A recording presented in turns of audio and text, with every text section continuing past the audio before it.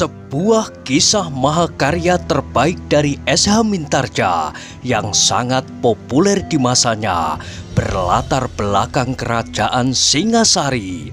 Dengan bangga kami persembahkan kepada sahabat Permata TV tercinta semuanya dengan judul Kisah Pelangi di Langit Singasari. Pada kesempatan yang sangat baik ini, kita masuk pada episode yang ke-9. Selamat menikmati.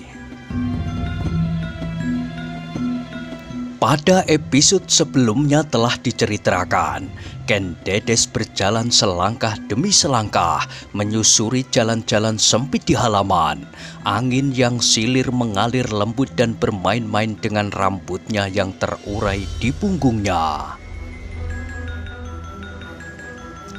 Tanpa sesadarnya, Ken Dedes berjalan ke arah suara lagu yang beralun di antara daun-daun perdu pertamanan. Dan tiba-tiba saja gadis itu terkejut ketika suara lagu itu terhenti. Mahesa Agni melihat Ken Dedes datang ke arahnya. Karena itu pemuda itu menjadi berdebar-debar. Tak disangkanya bahwa di malam yang telah lama lelap itu, Ken Dedes akan datang menghampirinya.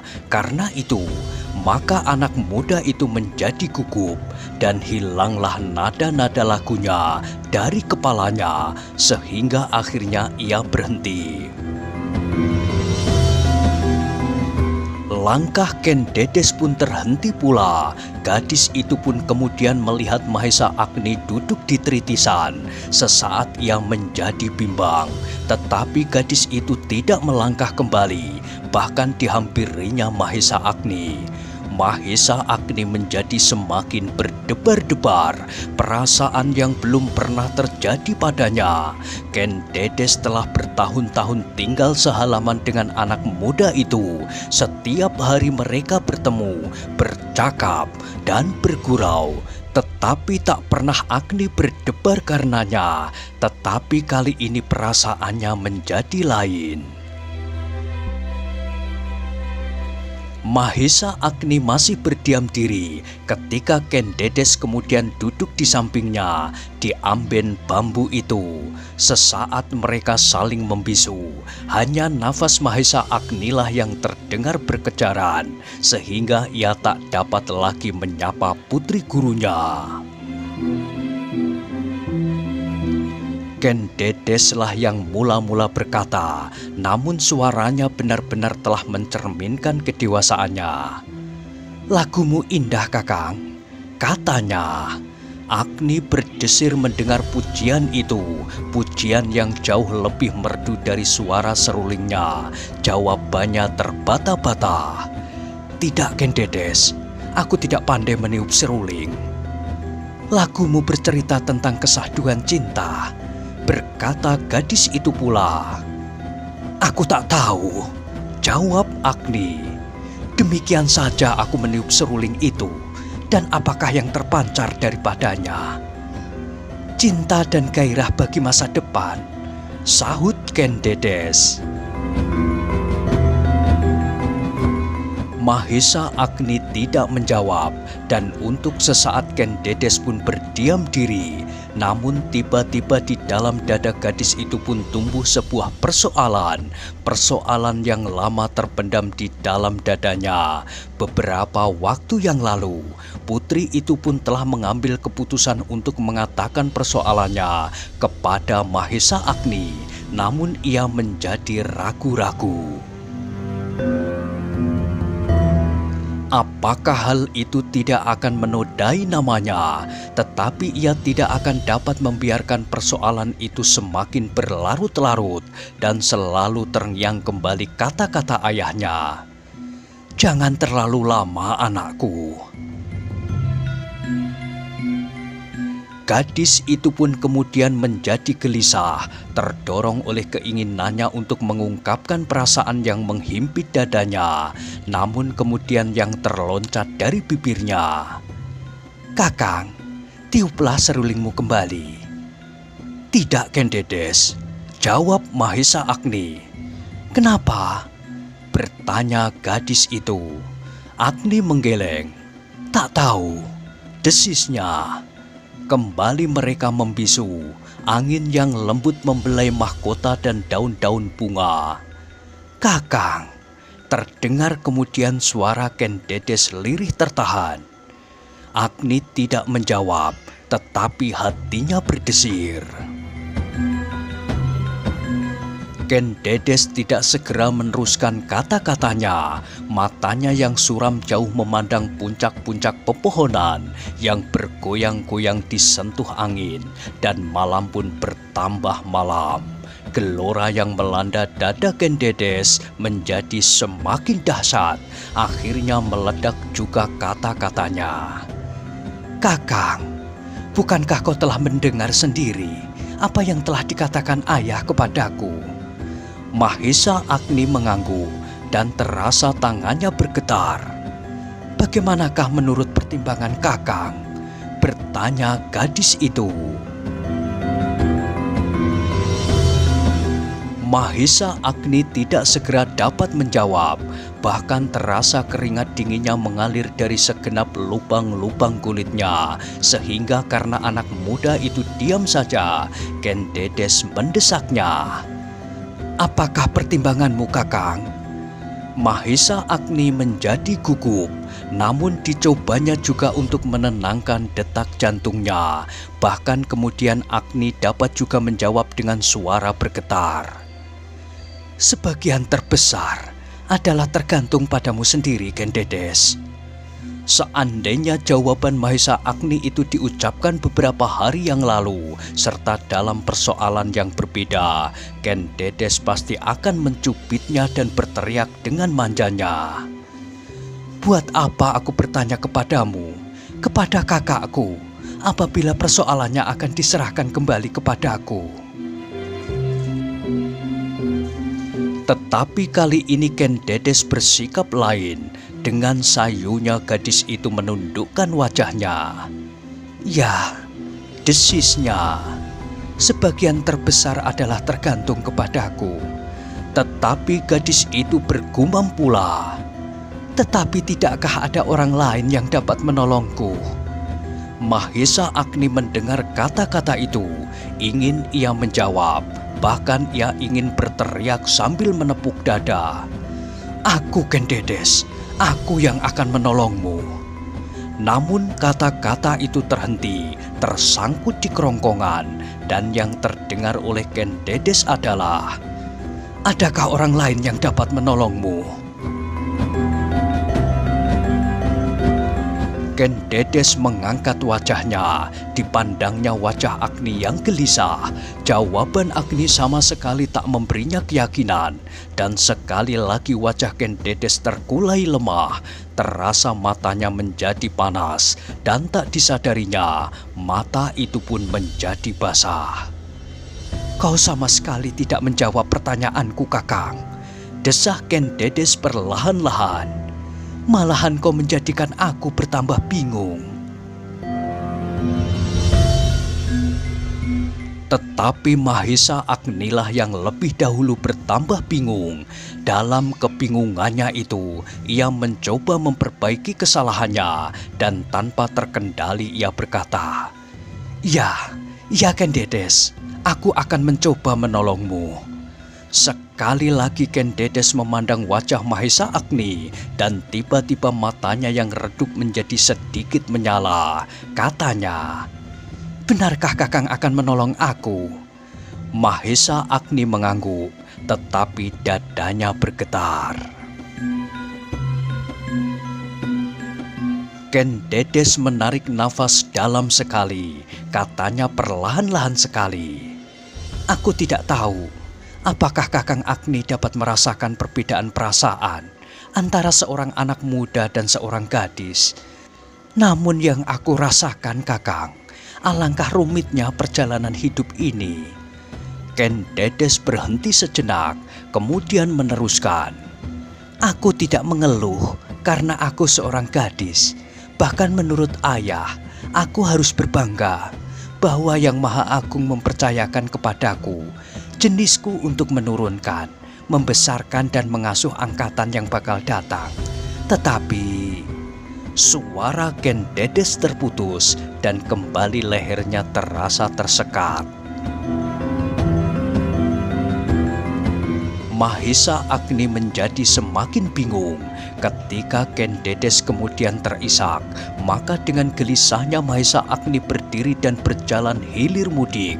Ingin ia menghibur gadis itu, namun ia tidak tahu bagaimana melakukannya. Sebab tiba-tiba saja gadis itu seakan-akan menjadi orang asing baginya. "Kakang," desah Ken Dedes, "aku takut kalau peristiwa di Belumbang itu akan terulang kembali. Seperti ayah pun takut pula. Apalagi kalau pada suatu ketika tak seorang pun yang melihat peristiwa semacam itu. Apakah akan jadinya? Karena itu kakang, aku tak akan dapat menghindari permintaan ayah." Mahesa Agni tegak seperti tonggak di hadapan Ken Dedes, namun mulutnya masih terkunci. "Tetapi kakang," Ken Dedes masih berkata terus, "di hadapan ayah, aku tak dapat berbuat sesuatu. Aku hanya dapat mendengarkan ayah menyebut nama demi nama, tetapi aku tak dapat mengucapkan sebuah nama pun. Tidak, aku tidak dapat, kakang." Tangis Ken Dedes semakin menjadi-jadi dan Mahesa Agni pun menjadi semakin bingung. Sekali-kali ia memandang dengan gelisahnya di antara daun-daun pertamanannya. Ia takut kalau ada seseorang yang melihat mereka. Akhirnya tangis Ken Dedes itu mereda sendiri. Patah-patah gadis itu meneruskan, "Kakang, sekarang aku mencoba datang kepadamu. Aku menyangka bahwa aku akan dapat mengatakan sesuatu." Dada Mahesa Agni pun kemudian menjadi sesak, seperti terhimpit. Dengan sekuat tenaga ia mencoba menguasai perasaannya yang bergolak, sehingga setelah ia berjuang mati-matian, maka dapatlah ia mengucapkan kata-kata. "Berkatalah, Ken Dedes." Ken Dedeslah yang kemudian menjadi gelisah. Kalimat demi kalimat telah disusunnya, namun kalimat-kalimat itu seakan-akan tersangkut di dalam dadanya, sehingga tak sepatah kata pun yang dapat diucapkan. Malam pun menjadi semakin tetap. Sehelai demi sehelai awan hanyut di wajah bulan yang kuning, seperti buih di lautan yang biru bersih. Tetapi terdengar suara Ken Dedes di antara isaknya. "Bukankah kau mau menolong aku, kakang?" Sekali lagi Ken Dedes ingin meyakinkan, dan sekali lagi Mahesa Agni mengangguk dan terloncat jawabannya singkat, "Tentu." Tetapi Agni terkejut ketika tangis Ken Dedes kembali meledak. Dengan kedua telapak tangannya, gadis itu menutup mulutnya, seakan-akan takut apabila kata-katanya akan berloncatan keluar.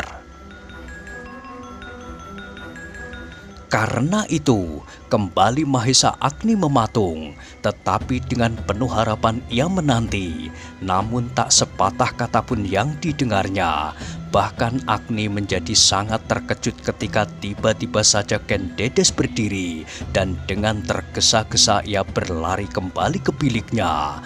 Mahesa Agni masih berdiri tegak di tempatnya. Hanya satu kali terdengar ia memanggil, "Ken Dedes." Ketika Ken Dedes tidak berhenti, Mahesa Agni tidak mengulanginya. Ia takut kalau ada orang lain yang mendengar panggilannya. Karena itu dengan gelisah dan cemas dipandangnya gadis putri gurunya itu lenyap di sudut rumah. Ketika Ken Dedes sudah tidak tampak lagi, Mahesa Agni mengusap dadanya. Dilepasnya sebuah tarikan nafas yang panjang sekali. Tetapi ia kecewa. Dari Ken Dedes ia belum mendengar apapun tentang dirinya. Sesaat kemudian setelah gelora di dadanya mereda, Mahesa Agni duduk kembali di amben bambu tritisan.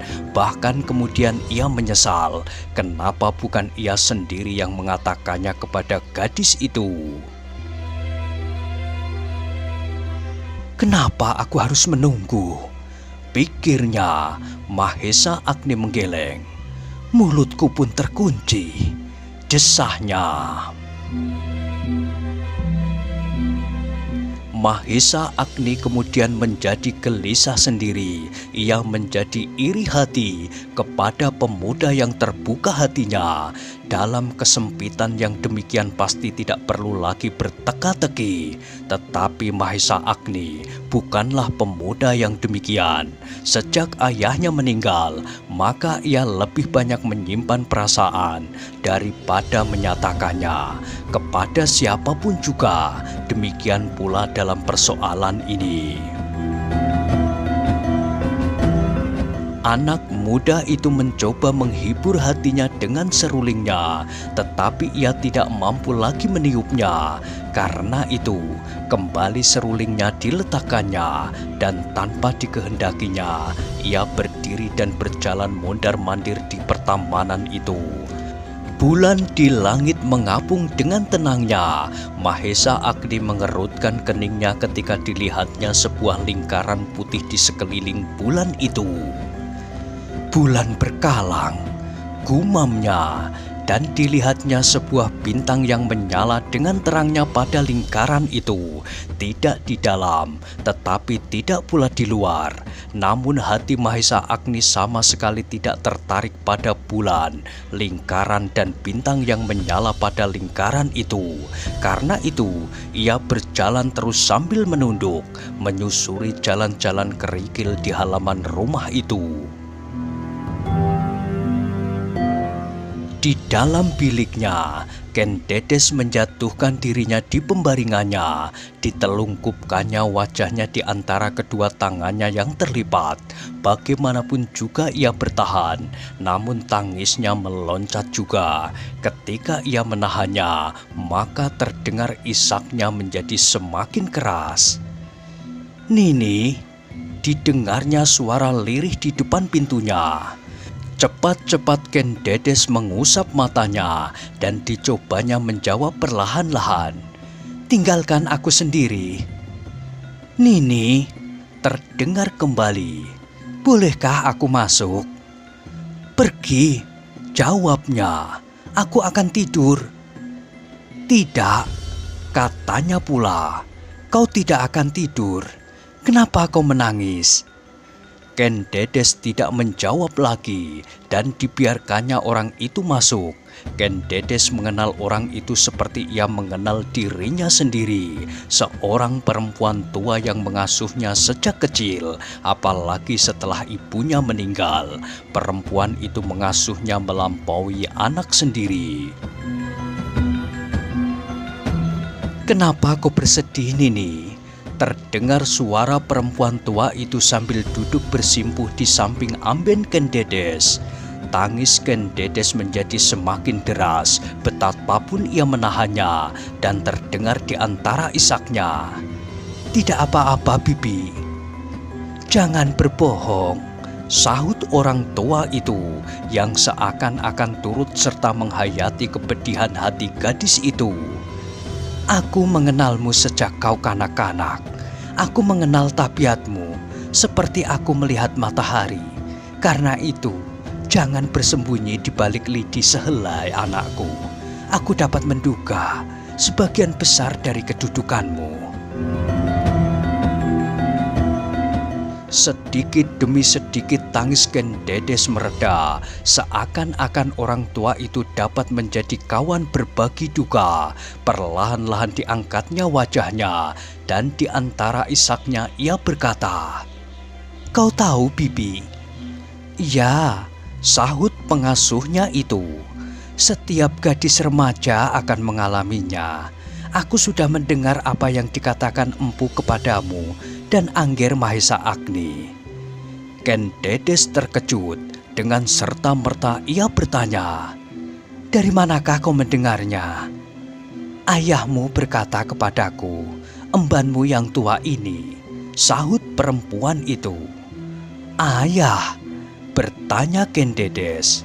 "Ya, tetapi ayahmu pun menjadi gelisah karena tak seorang pun yang kau kehendaki," jawab pengasuh itu.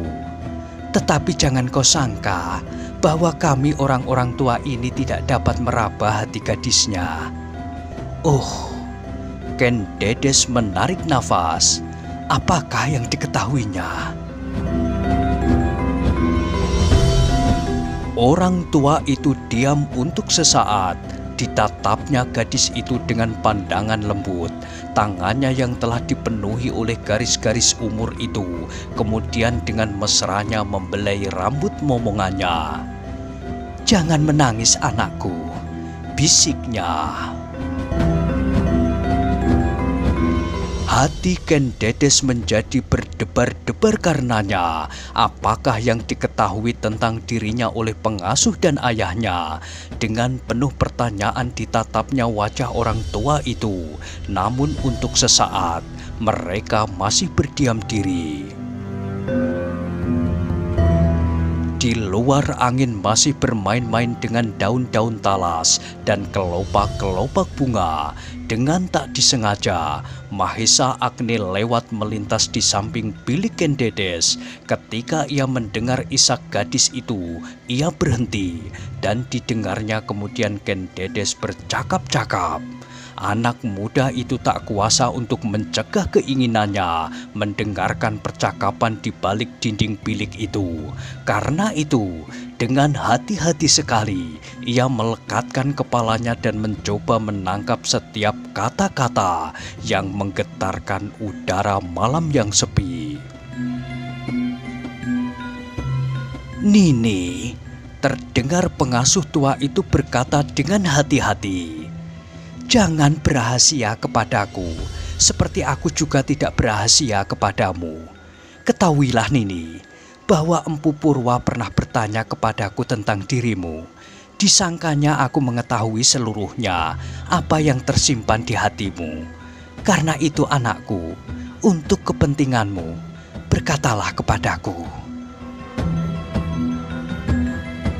Ken Dedes tidak segera menjawab pertanyaan pengasuhnya itu. Hanya isaknya sajalah yang terdengar memecah sepi malam. Yang terdengar kemudian adalah suara pamomongnya. Tak ada orang tua ingin melihat anaknya menderita di hari tuanya. Karena itu, orang tua yang baik pasti akan mendengarkan tangis anaknya. Nah, tangismu pasti akan didengarnya. Empu Purwa tidak akan marah apabila kau minta kepadanya apapun yang ia dapat memberinya, juga kesempatan untuk menentukan hari depanmu. Namun jangan dibiarkan kami, orang-orang tua ini meraba-raba. Berilah kami penjelasan, apakah yang kau tunggu dan siapakah anak muda itu? Dengan susah payah Mahesa Agni mencoba menguasai pernafasannya yang mendesak, seperti orang yang tertarik oleh sebuah pesona yang tak dapat disingkiri. Anak muda itu menjadi kaku tegang melekat dinding. "Bibi," jawab Ken Dedes, "apakah ayah tidak akan marah kepadaku?" "Tidak, Ger, tidak," sahut orang tua itu. "Ayahmu telah mengatakan kepadaku bahwa kau akan mendapat kesempatan untuk memilih sisihanmu itu. Meskipun kami dapat menduganya, namun kau sendirilah yang harus mengucapkannya. Dan ayahmu pasti akan menunggu. Pada saatnya orang-orang yang dianggapnya dapat mewakili anak muda itu pasti akan datang kepada ayahmu." "Bibi, anak itu bukanlah anak yang terbuka hatinya, tetapi sinar matanya serta tutur katanya apabila kami bercakap-cakap telah meyakinkan aku bahwa pada suatu saat jalan hidup kami akan bertemu." Ken Dedes berhenti sesaat dan nafas Mahesa Agni serasa akan berhenti juga. "Iya, ya Nini," sela pengasuhnya itu. "Aku telah mencoba mengatakannya kepada Kakang Agni, namun mulutku seperti terkunci." Ken Dedes meneruskan. Pengasuhnya mengangguk-anggukkan kepalanya, kemudian menarik nafas dalam-dalam. "Bibi," berkata Ken Dedes pula, namun suaranya menjadi serak dan seakan-akan sedemikian pepat dadanya, sehingga kata-katanya itu menjadi terpotong-potong. "Aku ingin berkata kepada anak itu supaya segera dipenuhinya adat dan tata cara." Ken Dedes berhenti sesaat untuk menelan ludahnya. "Iya Nini," potong emban tua itu, "namun kau belum menyebut namanya." Ken Dedes menatap langsung ke dalam mata orang tua yang bening itu, dan tiba-tiba ia yakin bahwa orang tua itu benar-benar akan menolongnya. Maka katanya, "Namanya Wiraprana." Oh, orang tua itu terkejut seperti disengat lebah biru. Tanpa disengaja kedua tangannya menutup mulutnya yang berteriak lirih itu. "Adakah kau menyebut nama Angger Wiraprana?" Ken Dedes mengangguk, dan orang tua itu pun kemudian terpekur. Di luar dinding, Mahesa Agni mendengar percakapan itu. Pada saat Ken Dedes mengucapkan nama itu, terasa seakan-akan di malam yang terang itu, Mahesa Agni mendengar suara petir meledak di kepalanya. Betapa ia terkejut mendengarnya. "Wiraprana, ya, Wiraprana." Tubuh Mahesa Agni menggigil seperti orang kedinginan. Dadanya terbakar oleh suatu perasaan yang aneh, seperti belanga yang terbanting di atas batu. Maka hatinya pecah remuk berkeping-keping. Hampir ia tidak percaya pada pendengarannya. Apakah yang didengarnya itu benar-benar nama Wiraprana? Dari dalam bilik Ken Dedes itu, kemudian masih terdengar Ken Dedes berkata, "Emban," berkata Ken Dedes, "tak ada orang lain yang dapat menyampaikannya kepada Kakang Wiraprana selain Kakang Mahesa Agni. Kakang Agni adalah sahabat yang paling dekat daripadanya. Kakang Agni akan dapat mendesaknya untuk segera melangsungkan tata cara adat itu. Sehingga kemudian nama Kakang Wiraprana pasti akan disebut oleh ayah apabila pada suatu kali aku dipanggilnya kembali." Orang tua itu mengeluh, tetapi ia menahan gejolak perasaannya. Nama itu benar-benar tak disangka-sangkanya. Mahesa Agni pun menggigit bibirnya sehingga berdarah. Terdengar giginya kemudian gemeretak. Ia mencoba menguasai keseimbangan perasaannya. "Persetan," umpatnya di dalam hati. "Terkutuk kau Wiraprana." Mahesa Agni itu pun kemudian tidak tahan lagi untuk tetap berdiri di tempatnya. Dengan berjingkat ia berjalan tergesa-gesa ke biliknya sendiri. Dengan serta-merta dibantingnya tubuhnya di atas pembaringannya, sehingga terdengar amben itu berderak-derak. Tetapi Mahesa Agni tidak dapat terbaring tenang. Tubuhnya masih menggigil dan perasaannya menggigil pula. Tak disangkanya bahwa pada suatu saat Wiraprana akan memotong hari depan yang diidamkannya. Apakah ia akan berdiam diri? "Kenapa aku turut campur pada saat kuda Sempana sedang bertempur dengan anak itu?" gumamnya. "Biarlah ia mati, supaya tak ada orang yang melintang di hadapanku." Ia melanjutkan, bahkan kemudian timbul pula pikirannya, Aku adalah Mahesa Agni. Apakah aku tak akan mampu bersaing dengan anak muda itu? Biarlah besok aku datang kepadanya. Kita adalah laki-laki jantan. Aku tantang ia bertempur buat menentukan masa depan. Tidak besok pagi, sekarang. Geramnya dengan kemarahan yang meluap-luap, dan Mahesa Agni itu pun segera meloncat dari pembaringannya. Dengan gerakan yang cepat ia melambung di udara dan kemudian tegak di atas kedua kakinya. Cepat ia membenahi pakaiannya, ikat pinggangnya dan kainnya ditariknya ke belakang. Mahesa Agni kini siap untuk bertempur. Dengan satu loncatan panjang anak muda itu meraih pusakanya. Bukan sekedar senjata untuk berlatih, tetapi sebuah keris peninggalan ayahnya, buatan pamannya, seorang empu yang sakti, Empu Gandring. Dengan cepat anak muda itu meloncati telundak pintunya dan kemudian berlari menghambur di antara batang-batang perdu di pertamanannya. Kubunuh Wiraprana dan aku larikan Ken Dedes. Mahesa Agni menggeram di sepanjang jalan. Kuda Sempana berani berbuat demikian. Mengapa aku tidak? Aku tak perlu perlindungan dari istana Tumapel. Aku akan bawa Ken Dedes ke Lulumbang. Apakah pamanku itu tidak dapat melindungi aku seandainya Empu Purwa marah? Pamanku adalah empu sakti pula. Mahesa Agni berlari semakin kencang. Ditelusurinya jalan desanya yang setiap hari selalu dilewatinya. Berpuluh bahkan beratus kali. Setiap kali ia mengunjungi Wiraprana dan pulang dari rumah anak itu. Jalan ini pula yang selalu dilaluinya. Tetapi terasa jalan itu kali ini bertambah panjang. Mahesa Agni hampir tak sabar dengan langkahnya sendiri. Ia berlari dengan langkah yang panjang-panjang. Waktu yang diperlukan untuk mencapai rumah Buyut Panawijen itu tidak terlalu lama.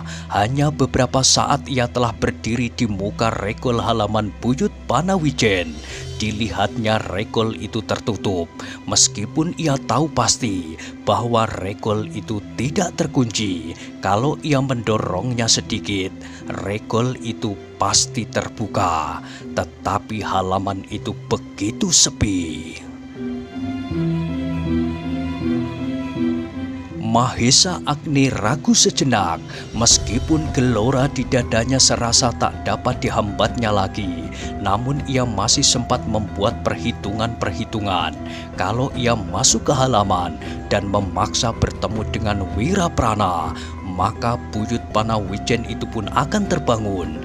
Dengan demikian, maka akibat yang akan timbul mempunyai banyak kemungkinan. Mungkin ia harus bertempur melawan mereka berdua, Wiraprana dan Buyut Panawijen. Meskipun kedua orang itu sama sekali tak berarti bagi Mahesa Agni, namun peristiwa itu pasti akan menimbulkan keonaran. Kalau Empu Purwa kelak mengetahuinya, maka segala rencananya akan gagal. Orang tua itu pasti akan menjaga anaknya baik-baik. Dan apakah ia masih akan diperbolehkan tinggal di padepokan itu? Nah, bagaimanakah kisah selanjutnya? Silahkan ikuti terus kisah Pelangi di Langit Singasari pada episode berikutnya. Sampai jumpa.